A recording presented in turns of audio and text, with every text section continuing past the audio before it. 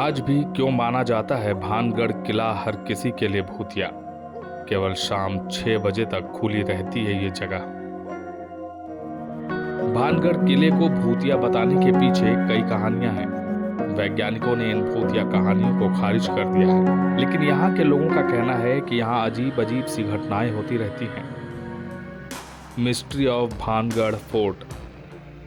भानगढ़ का किला भारत के सबसे भूतिया स्थान के नाम से जाना जाता है और ये किला तभी शायद सबसे बड़ा अनसुलझा रहस्य बना हुआ है। रहस्यमय होने की वजह से यह जगह कई लोगों का ध्यान अपनी ओर खींचती है।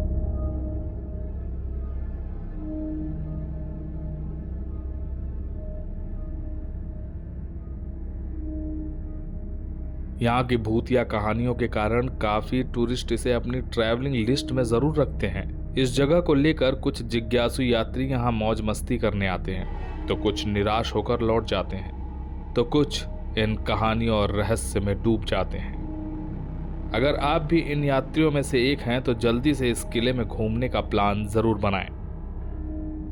अधिकांश लोगों का मानना है कि भानगढ़ किला भूतिया है और इसके अनेकों किस्सों की वजह से लाखों लोग यहाँ घूमने की इच्छा रखते हैं। सूर्यास्त के बाद किले में प्रवेश करना बहादुरी और बेवकूफ़ी का काम है, क्योंकि इसे पैरानॉर्मल एक्टिविटी का केंद्र माना जाता है। यही वजह है कि आर्कियोलॉजिकल सर्वे ऑफ इंडिया ने रात को यहाँ जाना बैन कर दिया है। स्थानीय लोगों की मनपसंद कहानी है लोकप्रिय सम्राट माधो सिंह की, जिन्होंने गुरु बालूनाथ की स्वीकृति प्राप्त करने के बाद शहर का निर्माण किया था। वे एक तपस्वी थे जिन्हें ध्यान में रहना बेहद पसंद था। संत ने अपनी स्वीकृति इस शर्त पर दी कि महल की छाया उनके प्रार्थना स्थल तक नहीं पड़नी चाहिए। अगर ऐसा हुआ तो महल तहस नहस हो जाएगा। जब महल का निर्माण पूरा हुआ तो उसकी छाया संत के प्रार्थना स्थल पर पड़ गई और भानगढ़ उसी समय तहस नहस हो गया। संत के क्रोध को झेलने के बाद भानगढ़ तुरंत एक शापित शहर में बदल गया और इसे फिर से नहीं बसाया जा सका, क्योंकि इसमें कोई भी संरचना कभी भी जीवित रहने में कामयाब नहीं हुई। हैरानी की बात तो यह है कि बालूनाथ का तपस्या स्थल अभी भी खंडहर अवस्था में देखा जा सकता है। वैज्ञानिक भानगढ़ की कहानियों को खारिज करते हैं, लेकिन गांव के लोग अभी भी इस किले को भूतिया मानते हैं। स्थानीय निवासियों का कहना है कि उन्होंने एक औरत के चिल्लाने, चूड़ियां तोड़ने और रोने की आवाजें सुनी हैं। साथ ही उनका कहना है कि किले से संगीत की आवाजें भी आती हैं और कभी कभी उन्हें परछाइयां भी दिखाई देती हैं। कुछ लोगों को लगता है कि कोई उनका पीछा कर रहा है और उन्हें पीछे से थप्पड़ मार रहा है। वहां से अजीब सी गंध भी आती है, ऐसा स्थानीय निवासियों का कहना है। इन्हीं कारणों की वजह से सूर्यास्त के बाद दरवाजे बंद हो जाते हैं और किले में एंट्री बिल्कुल बैन हो जाती है। हालांकि ये कहानियां मनगढ़ंत हैं या असल, इस बारे में कोई कुछ भी नहीं कह सकता।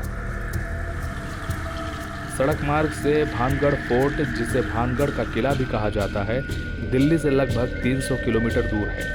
अच्छा होगा अगर आप सुबह सुबह निकलें और सूर्यास्त से पहले किला घूम लें, क्योंकि सूर्यास्त के बाद वहां घूमना मना है। इसके अलावा आप खुद ही गाड़ी से या रेंट पर लेकर भानगढ़ किला घूमने के साथ साथ निमराना, जयपुर, सरिस्का, अलवर भी घूम सकते हैं। वैकल्पिक रूप से आप नई दिल्ली से अलवर के लिए शताब्दी एक्सप्रेस ले सकते हैं और फिर भानगढ़ किले के लिए टैक्सी का इंतजाम कर सकते हैं। हालांकि ट्रेन के लिए पहले से बुकिंग करानी होगी। याद रखें कि भानगढ़ के आसपास कोई होटल या रेस्टोरेंट नहीं है। वैसे आपको रास्ते में ढाबे की सुविधा मिल जाएगी, लेकिन ट्रिप के लिए घर से खाना पैक करा कर निकलें तो अच्छा होगा। हालांकि रास्ते में ढाबे मिलना इतना भी मुश्किल नहीं है। भानगढ़ किले का समय सुबह 6 बजे से शाम 6 बजे तक। भानगढ़ जाने का सबसे अच्छा समय अक्टूबर से फरवरी के बीच भानगढ़ जाना अच्छा होता है, क्योंकि इस समय मौसम थोड़ा ठंडा रहता है। अगर आपको ये स्टोरी अच्छी लगी हो तो इसे लाइक और शेयर करें और हाँ, कमेंट करना ना भूलें। इसी तरह के और भी वीडियो के लिए जुड़े रहें रिपब्लिक इंडिया से। अपने विचार हमें कमेंट बॉक्स में ज़रूर भेजें।